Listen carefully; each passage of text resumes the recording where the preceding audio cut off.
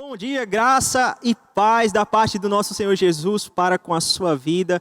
É um prazer estar com você nessa manhã na nossa escola dominical online, na nossa segunda edição do Fortalecendo a Doutrina. Será um tempo maravilhoso, e nós vamos ter agora um estudo poderoso da palavra de Deus e o tema é Deus mata? Você vai aprender muito mais sobre esse tema a partir de agora. Então, fica ligado. Nós estamos com o nosso pastor Hermínio, que é secretário doutrinário do Verbo da Vida na região de Fortaleza, Ceará. Então, fica ligado, se conecta, coloca toda a sua família na frente da televisão, do seu aparelho e vamos conferir a palavra de Deus. Olá, gente, a graça e a paz. Quero saudar aqui os irmãos, Hoje nós estamos online e estamos também com os irmãos aqui presentes. Hoje nós vamos estudar a palavra de Deus, É um prazer participar aqui da Escola Bíblica Online, da Igreja Verbo da Vida do Distrito.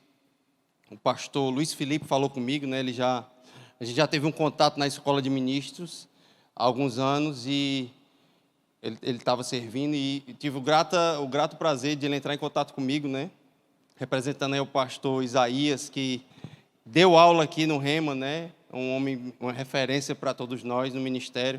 Então, para mim é uma grande honra poder participar desse momento, Eu creio que você vai ser abençoado, você que está vendo aí a gravação e vocês que estão aqui conosco.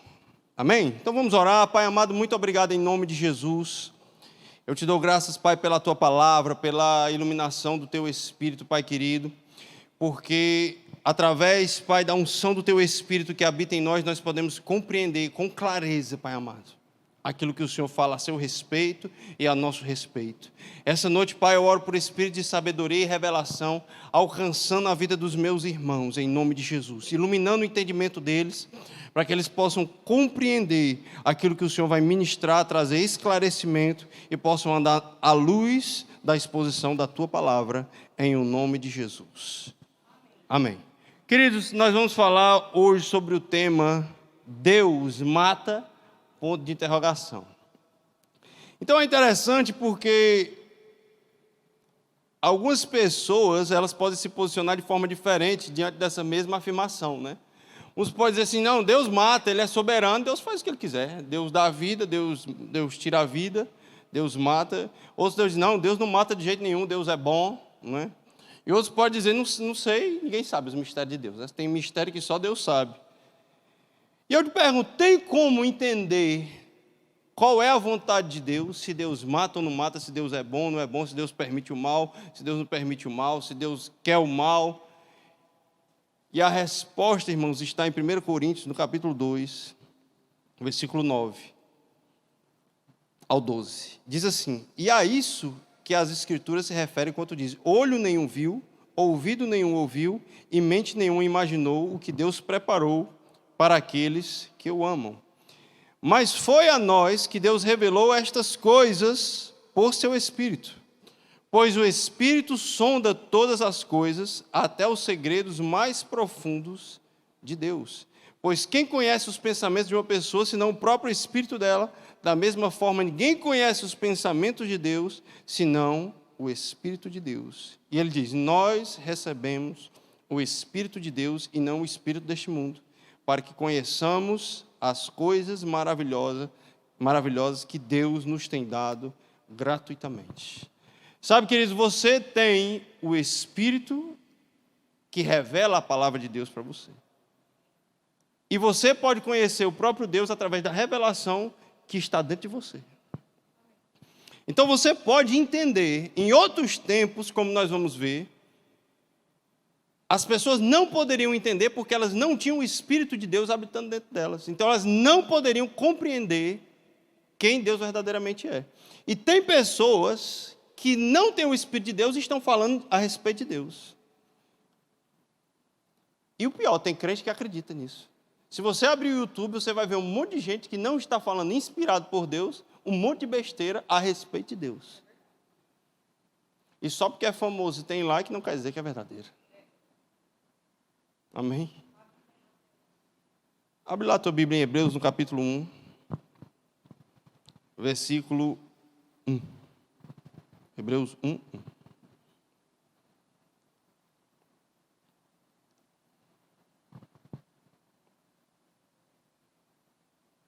Posso ler? Por muito tempo, Deus falou várias vezes e de diversas maneiras a nossos antepassados por meio dos profetas. E agora, nestes últimos dias, Ele nos falou por meio do Filho, o qual Ele designou como herdeiro de todas as coisas e por meio de quem criou o universo. O Filho irradia a glória de Deus. Eu estou lendo na versão NVT. Expressa de forma exata o que Deus é.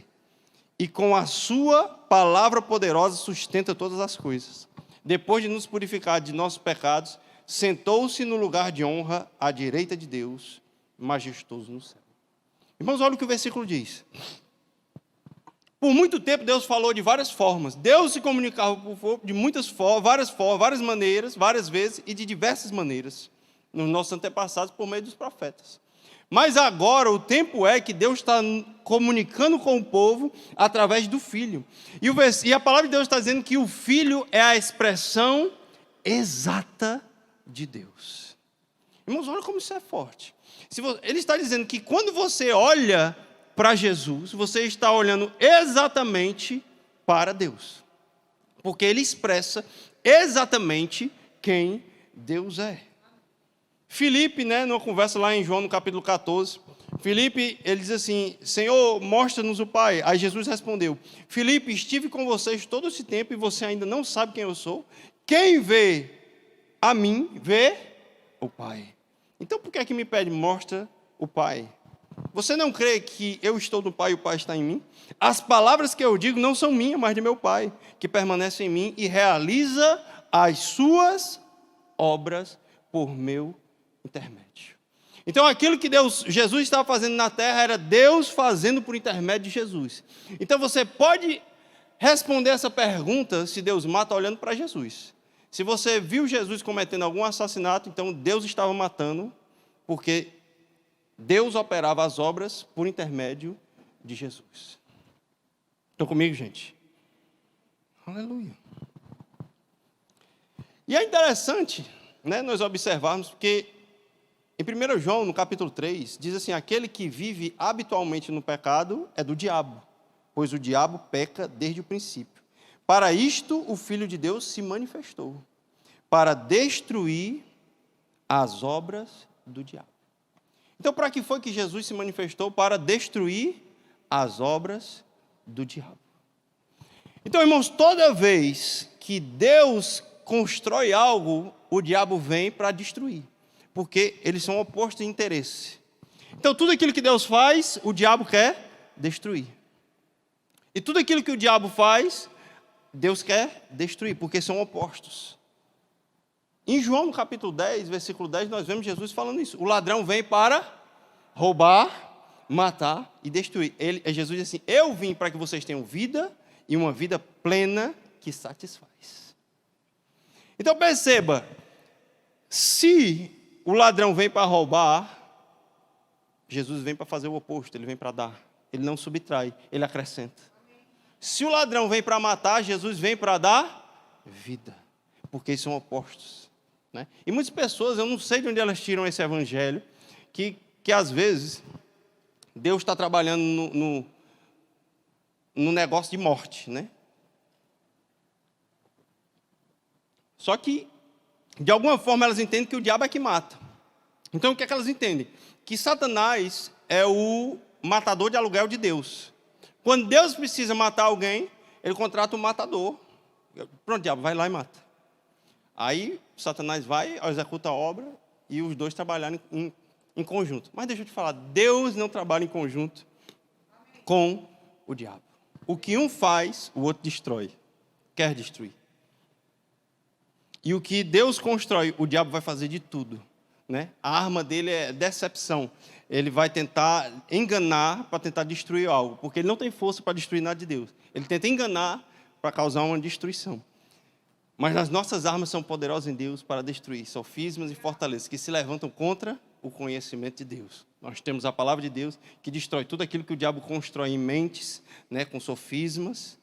Então nós temos a palavra que destrói tudo aquilo que o diabo faz, porque são opostos entre si. Estão comigo, gente? Então, se nós entendermos e olharmos para Jesus e não vimos ele matando ninguém, nem causando a morte, pelo contrário, Jesus ressuscitava os mortos. Então, se Jesus é a expressão exata de Deus, né?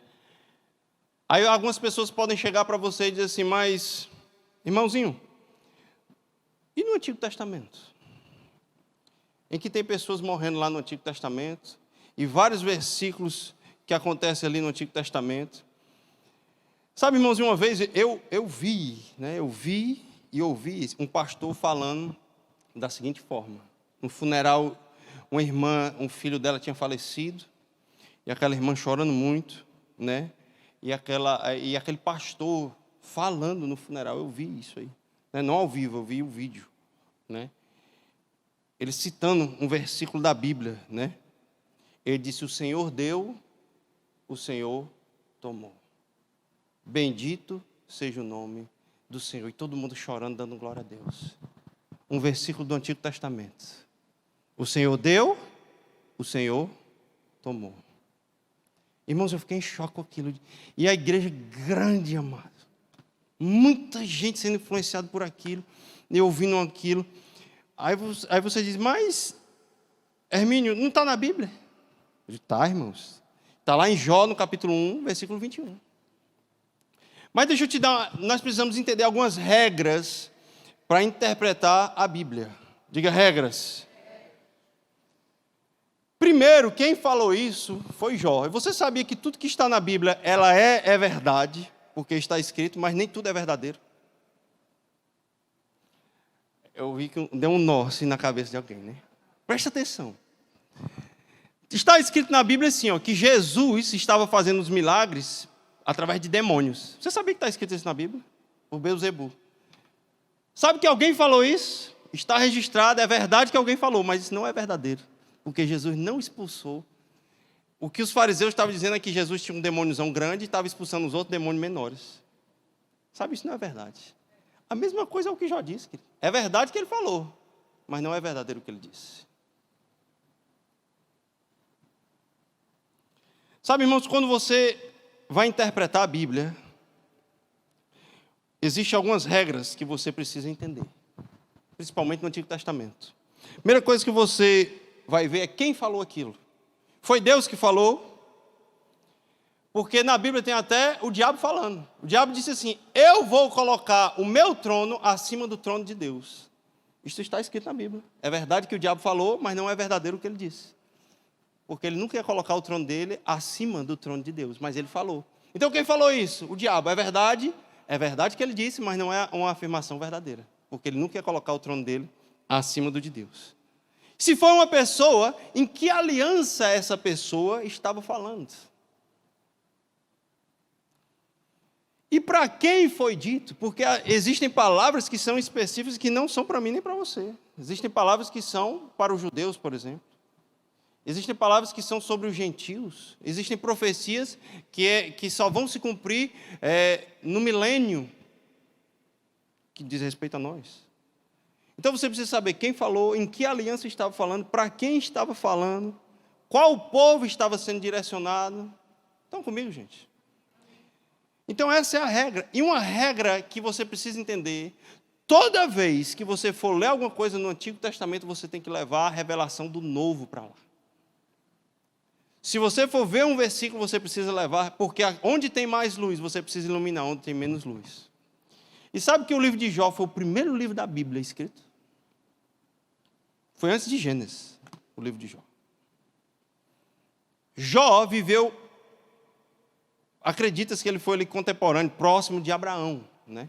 Então era um homem muito no início da humanidade. E você está aqui, vivendo na nova aliança, onde a imagem, a expressão perfeita de Deus foi revelada, e você quer entender Deus por um homem que não tinha quase nada de revelação de Deus. E falou, Deus me deu, Deus tomou. Jó foi um homem que... Irmãos, outra coisa.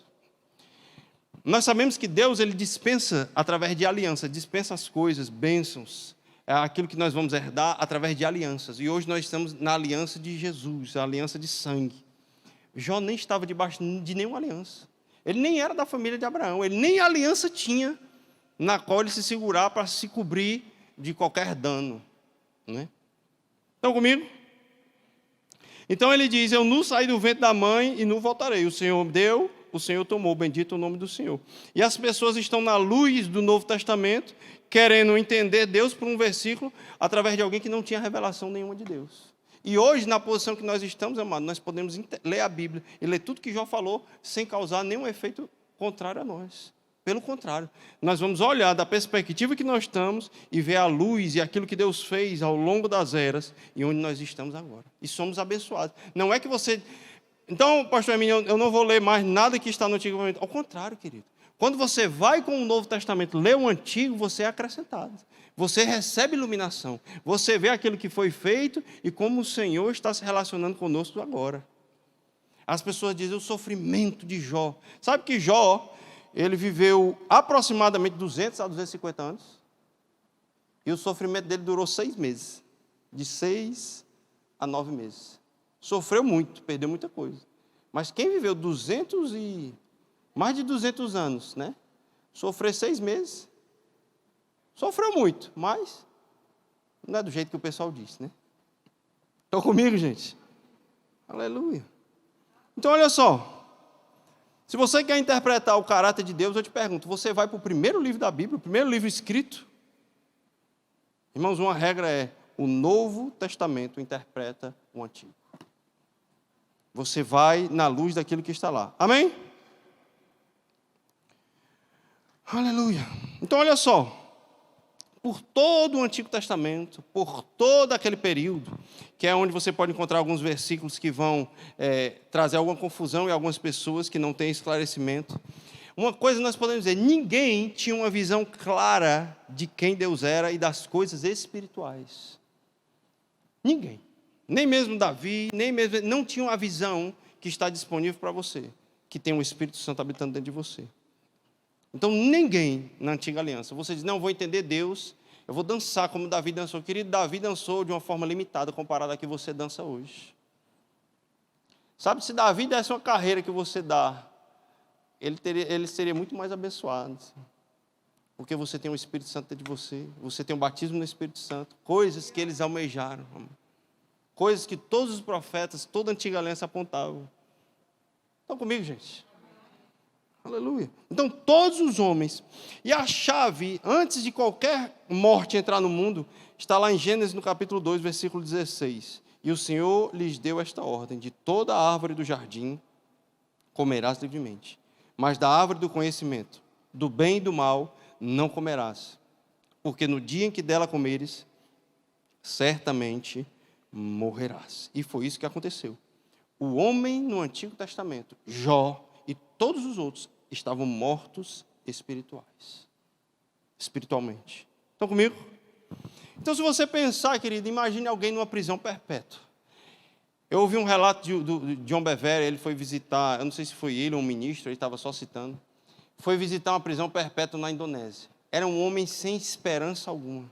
Sabe, alguém que está numa prisão perpétua, ele está morto. Ele está vivo, mas está morto. Porque ele não tem nenhuma condição de sair de lá. Ele está preso, já foi julgado, já foi sentenciado, o juiz já está lá e ele está só esperando a morte física para alguém que está morto. Não tem acesso ao mundo exterior, não tem acesso a nenhum, não pode receber visita, não sabe o que acontece, não assiste uma partida de futebol, ele só acorda, faz algumas obrigações que tem de preso, dorme e esperando o dia da morte. É alguém que já está morto, preso numa cela. Sabe, o homem do Antigo Testamento, ele era esse homem preso, guardado ali dentro.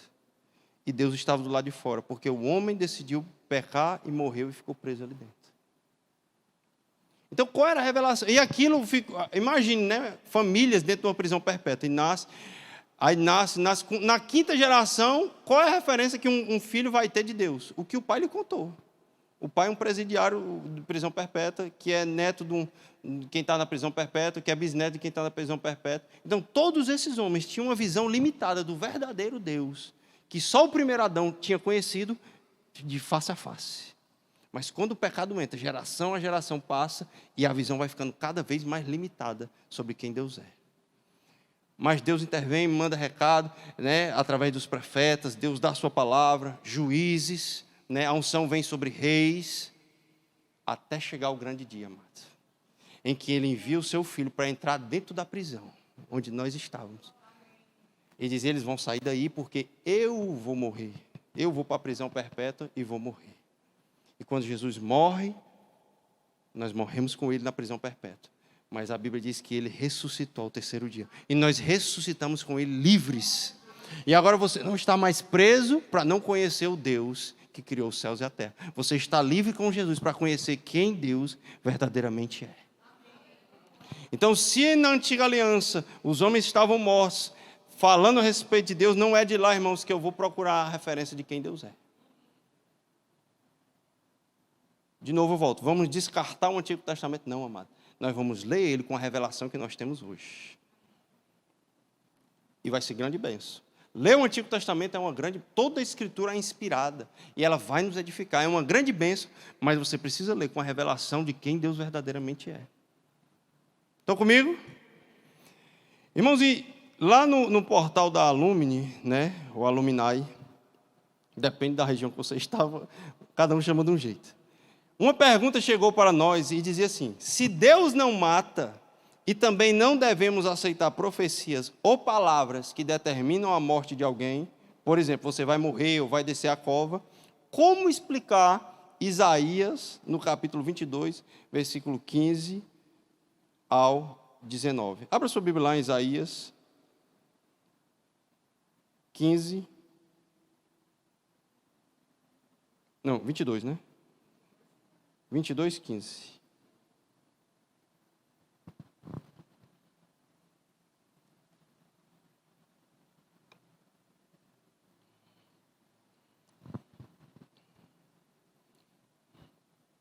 Isaías, capítulo 22, versículo 15. O soberano Senhor dos exércitos me disse: confronte Sebna, administrador do palácio, e transmita-lhe esta mensagem. Quem você pensa que é? E o que está fazendo aqui? Construindo para si uma bela sepultura, um monumento no alto da rocha, pois o Senhor está prestes a lançá-lo longe, ó homem poderoso. Ele o pegará com firmeza, o embrulhará como uma bola e o atirará para uma terra distante. Você morrerá naquele lugar e seus gloriosos carros de guerra ficarão lá. Você é uma vergonha para o seu Senhor. Sim, eu vou te expulsar do seu cargo, diz o Senhor do Exército, e vou te remover da sua posição. Pronto. Aí você lê um versículo desse e diz que se Deus não mata, e eu não posso aceitar uma palavra de ninguém dizendo que eu vou morrer, e é isso aqui.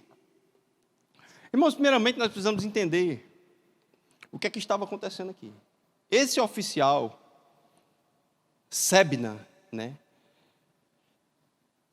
Ele estava querendo, a nação estava passando por uma situação muito complicada e difícil, né? Economicamente, politicamente. E o que ele estava preocupado? Ele já tinha conquistado uma posição alta, poderoso, de renome, e o que ele queria era construir uma sepultura para quando ele morrer ficar um homem histórico. Aqui é a sepultura dele, aqui jaz um grande homem, Sebna, né? O grandão, o bonzão. Enquanto ele devia estar se dedicando às coisas, cuidar da nação, cuidar das coisas de Deus, esse homem estava preocupado só consigo.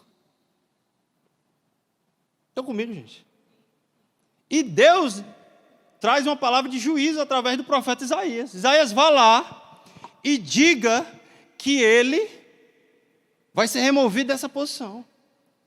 Ele está com orgulho, ele vai ser removido, vai ser tirado, vai para o exílio, nunca mais vai voltar e vai morrer lá. E mais na frente ele foi substituído por Eliaquim. Foi trocado. Estão comigo, gente? Então essa é uma mensagem de juízo para um homem que estava com o coração errado numa posição que não poderia ter erro. Eu te pergunto, foi Deus que matou ele? Primeiro que Deus nem matou. Deus disse, você vai ser exilado e vai morrer lá, né? Deus não está dizendo, você vai morrer, vai cair um raio e você vai morrer agora. Não, Deus está dizendo, você vai sair e vai morrer no exílio. Você vai ser deportado daqui, onde você queria ter honra, você perdeu a sua honra e você vai para longe. Então Deus nem matou, Deus jogou ele para longe e substituiu ele. Mas sabe, queridos, no livro de Gênesis, há um versículo-chave para nós entendermos essas situações. Quando Deus reprova Caim e a oferta dele, aí Caim fica furioso e Deus dá uma palavra para ele, no capítulo 4, versículo 7 de Gênesis. Se você fizer o que é certo, você vai ser aceito. Mas se fizer o errado, tome cuidado, o pecado está à porta, à sua espera e deseja controlá-lo, mas é você quem deve dominá-lo. Se você fizer o certo, você vai ser aceito. Agora se não fizer, cuidado, porque o pecado está batendo na porta. Se você der lugar, ele vai te controlar e vai te dominar, mas é você que deve dominar o pecado. Sabe o que Sebna fez, querido? A palavra de Deus, ela foi só uma sentença de um juiz que é algo que ele fez errado. Uma outra, aconteceu algo semelhante com a história de Jonas, não precisa abrir, né? Você conhece a história de Jonas. Deus manda Jonas levar uma mensagem para Nínive. Aí Jonas não quis ir para Nínive de jeito nenhum, né? Que era um povo violento, não queria ir para aquele povo. Aí ele vai para o caminho oposto, né? Se Nínive era no norte, ele pega o barco para ir para o sul. Quando ele está indo para o sul, tem uma tempestade, tudo. Aí o pessoal do barco, e aí o que é que vai acontecer? Aí ele diz, não, o problema está comigo. O problema está comigo, eu desobedeci a Deus. Aí joga Jonas no mar, a tempestade para e o peixe vem e engole ele. Quando Jonas se arrepende, né, e diz, Senhor, ele ora na barriga do peixe, se arrepende e diz, Senhor, eu vou obedecer. Aí ele vai para Nínive.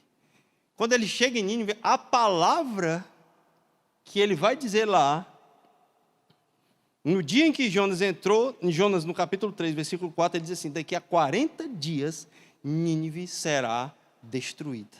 Olha só, um profeta entra na cidade e diz assim, eu sou um profeta de Deus, daqui a 40 dias vai morrer todo mundo, isso aqui vai ser tudo destruído. É ou não é uma palavra de morte, de destruição? Imagina chegar alguém aqui em Fortaleza, aí chega aqui na Washington Soares, de cima a baixo, Fortaleza será destruída daqui a 40 dias. Todo mundo vai morrer. E foi isso que Jonas falou. Mas o que é mais interessante é que o rei, e quando ouviu isso, o rei tomou uma posição diferente. A sentença havia sido dada. Mas o rei disse assim, no versículo 3, né, Jonas 3, 8 e 9.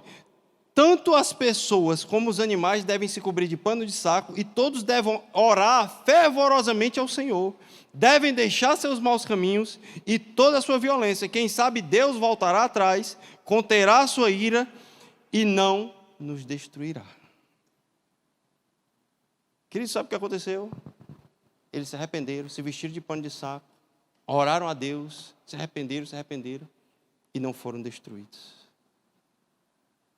Sabe, irmãos, por todo o Antigo Testamento, o propósito de Deus não é matar ninguém, não é que ninguém morra, é livrar da morte. O juízo é porque alguém estava andando num caminho errado, e um profeta se levanta e diz, você vai morrer, mas se a pessoa se arrepender, ela será salva.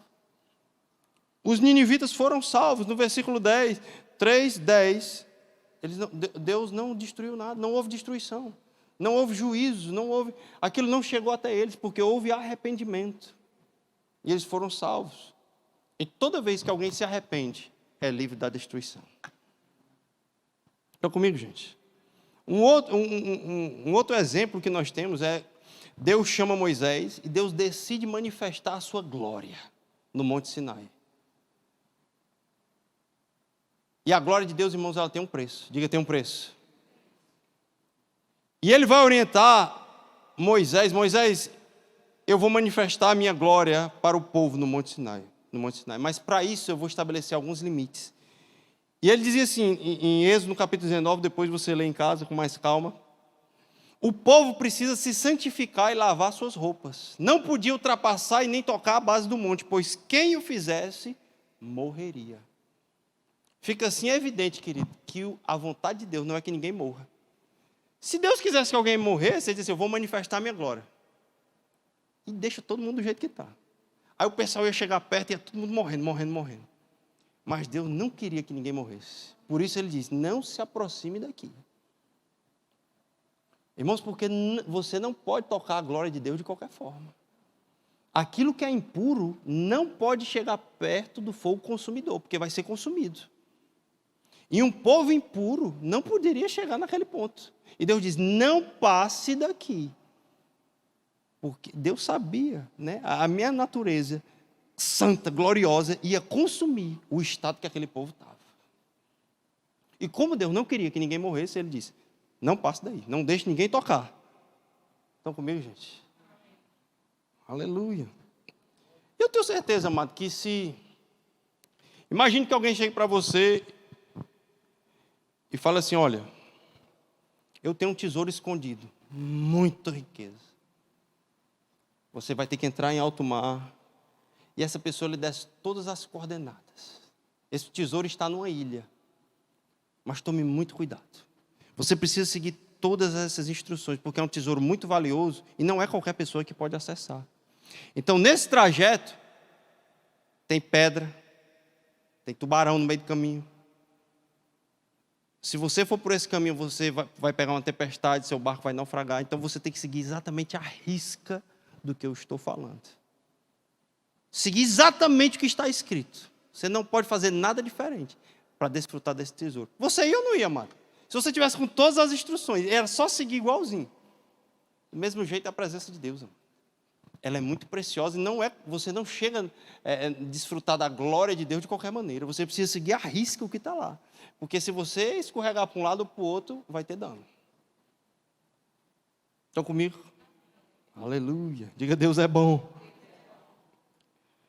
Então a pergunta é, Deus mata ou não mata, mano? Deixa eu te falar, Deus não mata. Deus não mata ninguém. Deus não trabalha no ramo de assassinato. Deus não tem interesse que ninguém morra. Deus é bom, diga, Deus é bom. Eu gosto de um exemplo, irmãos.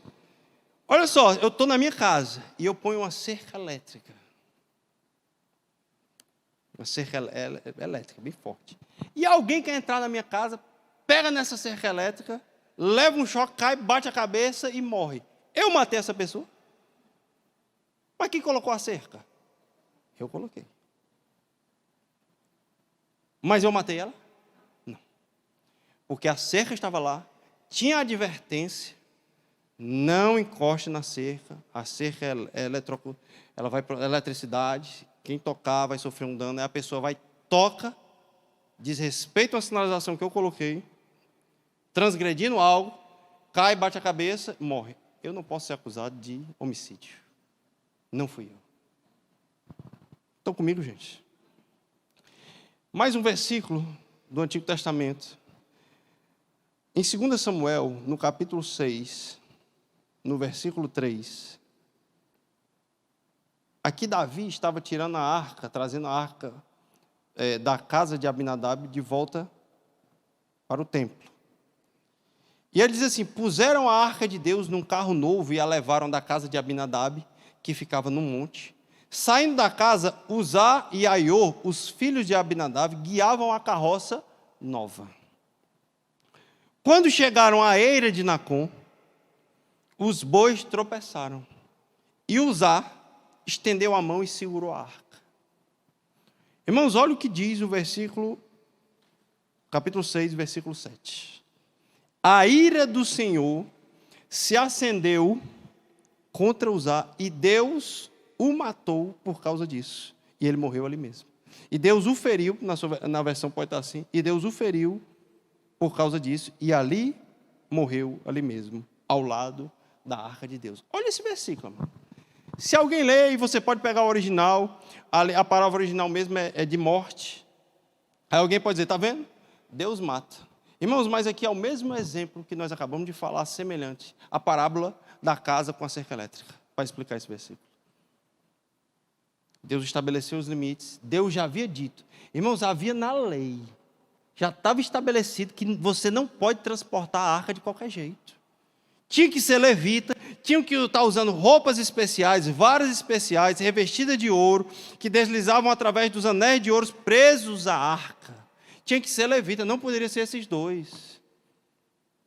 Em outra versão, amplificada, diz assim, então a ira do Senhor se acendeu contra Uzá, e Deus o feriu ali, por esta irreverência.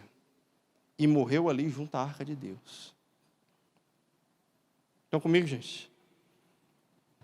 Então, quando você pega o Novo Testamento para interpretar o Antigo, nós entendemos que ali Deus não estava matando. O que causou a morte foi a falta de reverência com a arca do Senhor. Sabe, quando o nível de glória está altíssimo, como estava ali a arca do Senhor, ali, irmãos, hoje a presença de Deus habita dentro de nós. Naquele tempo, a presença de Deus estava representada ali, naquela arca. E não foi tratada com honra. E quando você está com a eletricidade, que você não pode se comportar de qualquer jeito. Sim ou não? Você não pode tratar a eletricidade de qualquer forma, porque ela pode te matar. Quer dizer que a eletricidade é má? Do mesmo jeito, Deus nunca quis que esse jovem Uzá morresse. Mas ele transgrediu um princípio da glória de Deus. Estão comigo, gente? Deus não mata. Mas a glória de Deus, você não pode tratar ela de qualquer forma. Se você quer desfrutar de um nível maior do poder de Deus, de glória, de honra, você precisa se santificar. Você precisa de pureza. Aleluia. Diga, Deus é bom. Aí você pode, então, pastor Hermínio, todo mundo que morre é porque está em pecado? Não. Todo mundo que morreu é porque pecou, porque transgrediu? Não, amado. Assim, entenda, você não conhece, eu não conheço o íntimo das pessoas, eu não conheço você por dentro, seu coração, não sei, não tem como responder nem por mim, quanto mais pelos outros. O que eu conheço é o que está escrito na palavra, o que nós entendemos é isso aí. Ora, se a pessoa comer demais, amados, se todo dia tomar refrigerante, comer pizza, cheeseburger, Coca-Cola, refrigerante, gordura, açúcar e sal, repetidas vezes, ela vai morrer de infarto. Por que ela morreu? Um ministro, acho que foi Luciano Subirá, numa das ministrações ele falou, né, que um ministro da Itália morreu. Quando ele chegou no Senhor, Deus falou assim, olha, você está aqui, e as pessoas vão dizer que fui eu que te trouxe para cá. Que ele não teve cuidado com o corpo dele. Comia de qualquer forma, infartou. E Jesus falou, ele morreu, viu Jesus disse assim, olha, você está aqui e as pessoas vão colocar a culpa em mim, vão dizer que fui eu que te matei. Fui eu que permiti, fui eu que quis que você viesse para cá. Quando foi você que não cuidou do seu corpo. E ele disse, eu vou ter uma segunda chance, Senhor. Vai. Ele voltou, né? E cuidou da saúde dele e não morreu. Amém, gente? Então, não tem como saber porque fulano morreu, porque aconteceu isso, né? Negligência. Não temos como saber. O que nós temos que saber é que Deus é bom. E o que Deus quer é que nós tenhamos vida e vida em abundância. Amém? Aí você diz, então se eu pisar na bola, se eu pecar, Deus pode me fulminar na hora. Sabe, irmãos, a ira de Deus, ela já veio sobre um homem, sobre Jesus Cristo. E Jesus levou o peso da ira de Deus, o peso do pecado. Estão comigo? Em João 3,36 diz assim, por isso quem crê no Filho tem a vida eterna. O que todavia se mantém rebelde contra o Filho não verá a vida, mas sobre ele permanece a ira de Deus. Mas Paulo também diz, não use a graça para dar lugar à carne. Porque você foi livre, porque você está na graça, você não pode usar isso para dar lugar à carne. Estão comigo, gente? Aí então você pergunta, mas por que acontece então? Por que as pessoas morrem? Por que eu passo por problema? Né? Tem um livro de Tony Cook que é muito bom, é Atravessando as Tempestades. E existem 3 formas de uma tempestade vir sobre a vida de alguém. Digo 3 formas. O primeiro tipo de tempestade, ela vem por causa da desobediência. Essa é a tempestade de Jonas. Jonas desobedeceu e veio uma tempestade sobre a vida dele. E ele foi para dentro da barriga do peixe. Como é que resolve essa tempestade da desobediência? Diga arrependimento. Então, quando você se arrepende, você sai dessa tempestade, que chamamos de tempestade de Jonas. Tem uma tempestade que ela vem, querido, até quando você é obediente. Jesus diz, passemos para outra margem. Quando se lembra desse episódio? Jesus diz, passemos para outra margem. Aí Jesus vai passando, Jesus estava dormindo, vê uma tempestade, os discípulos ficam apavorados, faz de tudo, não consegue. Acorda Jesus e diz, por que não tendes fé? Jesus repreende o vento, acalma o mar, e os discípulos ficam apavorados. Então, a tempestade, quando você está andando na obediência, como é que se resolve? Diga, pela fé. Você age em fé e aquilo vai ser resolvido. Existe um terceiro tipo de tempestade que é por associação, né? Que não é culpa sua, mas porque você está associado a um grupo, a uma circunstância, aquilo acontece. Josué e Caleb tiveram que esperar 40 anos para entrar na terra porque o povo foi incrédulo. Paulo entrou numa tempestade porque o chefe do barco não quis ouvir a ele, em Atos 27. Eles não vá por aí, Deus está me dizendo que não é para ir. E eles não ouviram a Paulo, ouviram mais os experientes do barco e entraram numa tempestade. E Paulo naufragou, mas ninguém morreu, né? Então, essa tempestade você persevera em fé que ela vai passar. A tempestade da associação. Amém, gente? Aleluia. Queridos, a vontade de Deus é que nós tenhamos vida. Deus não é alguém que está procurando os seus defeitos para te matar. Pelo contrário, a vontade de Deus é manifesta em Jesus, né? Você vai olhar o Antigo Testamento, as coisas que aconteceram. Aqueles homens, irmãos, já estavam mortos. Um juízo para alguém que já está sentenciado à morte já é algo que é normal, já é algo que já aconteceu, né? Como chegar para alguém que está condenado à morte e dizer, rapaz, tu vai morrer. Ele já estava morto. Estava preso, você vai... Estava vendo, nessa época que eu fui ver da prisão da Indonésia, né, alguns que estão lá em prisão, porque o tráfico de drogas lá é prisão perpétua e pena de morte. E tem uns que eles prendem e eles não sabem quando é que vão ser executados. Então, se alguém for pego entrando com droga na Indonésia, pena de morte. Prisão perpétua e pode ser executado a qualquer momento. E tinha um brasileiro lá que ele começava a ouvir vozes. Por quê? Porque ele estava preso e não sabia quando é que ia ser executado e ele estava entrando em parafuso. Então, se alguém chegar a essa sentença, é hoje, filho. Agora à noite você vai ser fuzilado. No Antigo Testamento, querido, pessoas já estavam no pecado. Já estavam mortos, né? Numa prisão perpétua, que não tinha como sair de lá. Não tinha acesso. Não tinha como sair. Nada que eles fizessem no Antigo Testamento poderia tirar eles de lá. E ainda iam desobedecer. O juízo vinha. Os que se arrependiam eram salvos, porque Deus nunca quis matar ninguém. Toda vez que Deus... Quantos se lembram de Isaías, né? Quando ele tem a visão no trono, e ele vê o trono, e ele vê os anjos, os querubins, né? E a orla do seu manto cobria, né? E os anjos diziam, santo, santo, santo. Irmãos, que visão. Aí Isaías, quando vê aquilo, ele fica em choque. Meu Deus, como é que pode? Eu sou um homem impuro, de um povo impuro, de lábios impuros. Aí um anjo vem com a brasa, aleluia, e toca a sua boca. Sabe, mas é isso que Deus fez conosco, para nos dar acesso à glória dele. E um impuro não ser fuzilado na glória de Deus. Ele vem e nos santifica, nos purifica. E hoje eu e você, pelo nosso Espírito, podemos ter acesso à glória de Deus. Estamos aguardando a redenção do nosso corpo, que com corpo e tudo, nós vamos desfrutar da glória de Deus. O corpo ainda está corruptível, não suporta. Se Deus manifestar a sua glória no seu corpo, o corpo não aguenta. Aí você vai para a glória, sem corpo. Mas nós vamos receber um corpo glorificado, que vamos estar com o corpo e tudo lá. Amém. Não vai haver morte, não vai haver dor, não vai haver choro. Estaremos lá. Amém, querido?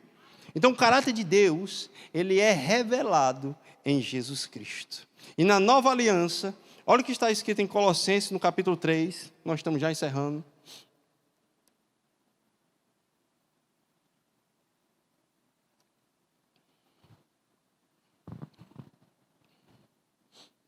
Versículo 5.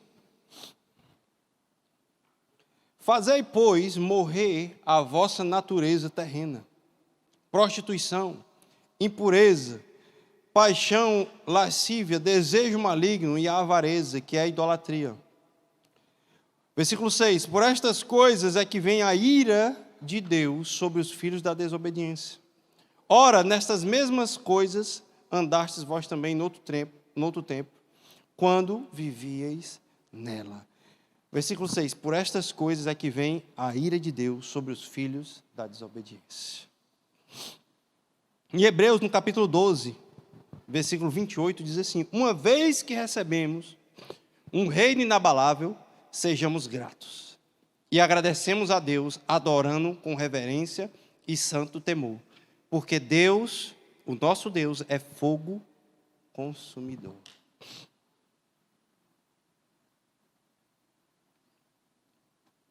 Irmãos, estamos na nova aliança, temos livre acesso, né, ao trono de Deus, temos livre acesso ao Pai, mas como esse versículo diz, nós temos que viver com santo temor, porque o nosso Deus, ele é fogo consumidor. Diga, fogo consumidor.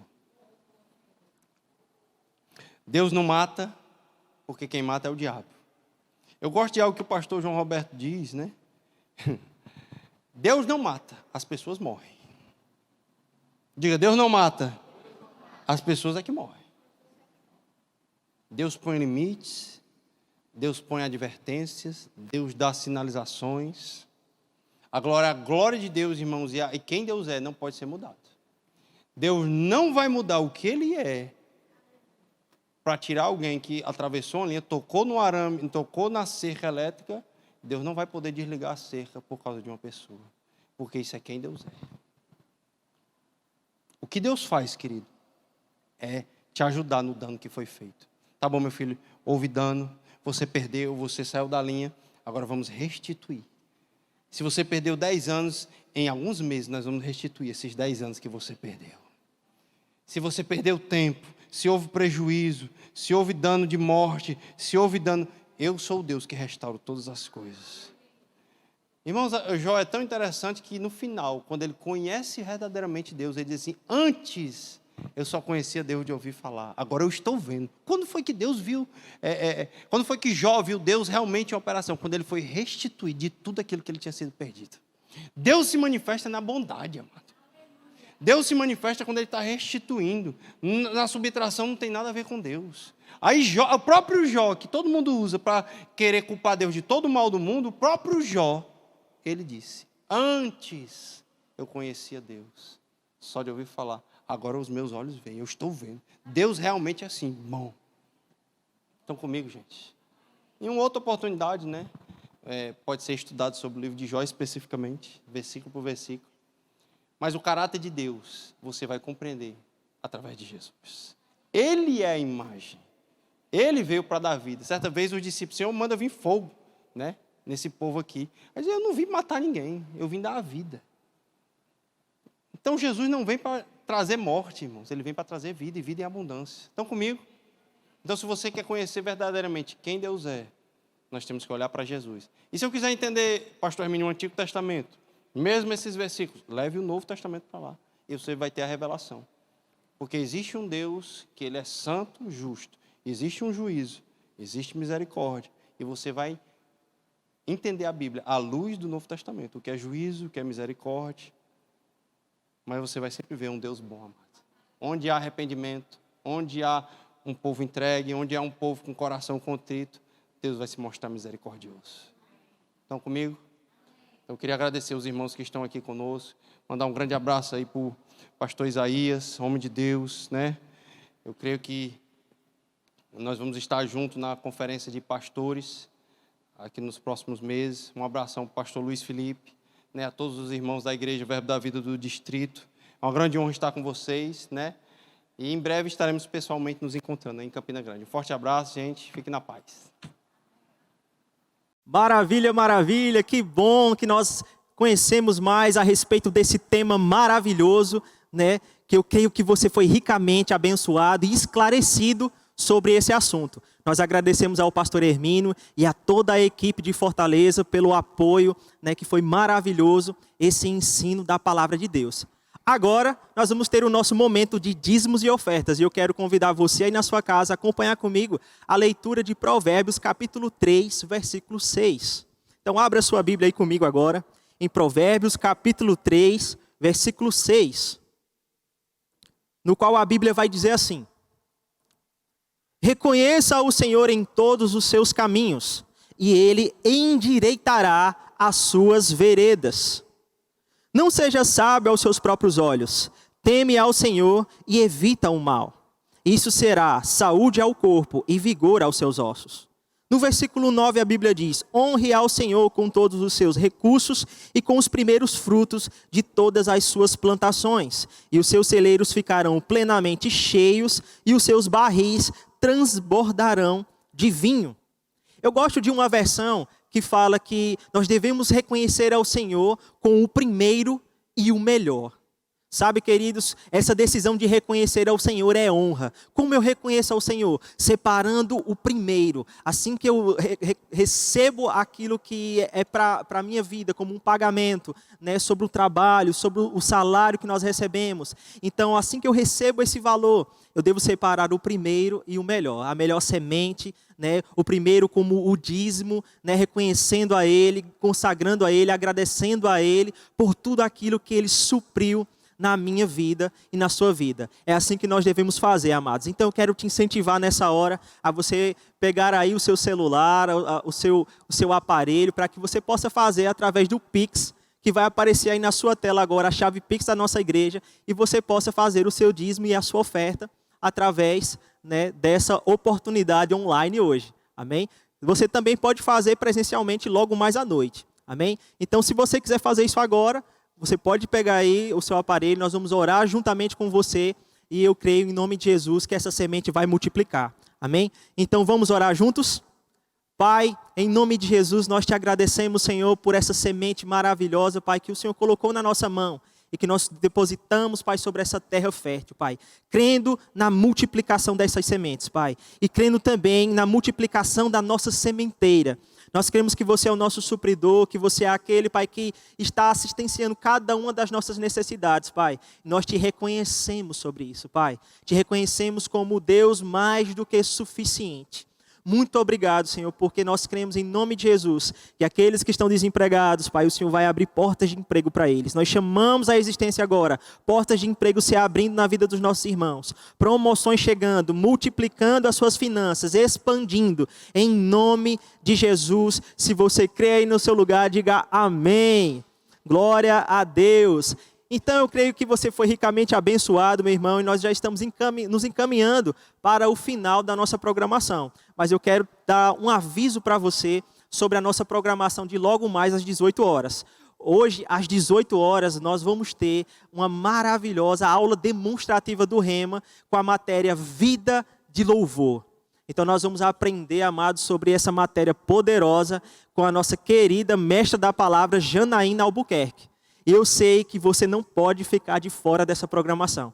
Então convida outras pessoas para estar conosco logo mais às 18 horas. Vai ser um tempo maravilhoso. Chega cedo, amém? Não se atrasa. Eu sei que você vai receber uma palavra que vai transformar a sua vida. Amém? Então lembra disso. Logo mais às 18 horas, aula demonstrativa do Rema, Vida de Louvor com Janaína Albuquerque. Amém? Então, meu irmão, fica na prática da palavra, vive uma vida intensa com Deus e seja ricamente abençoado. Graça e paz.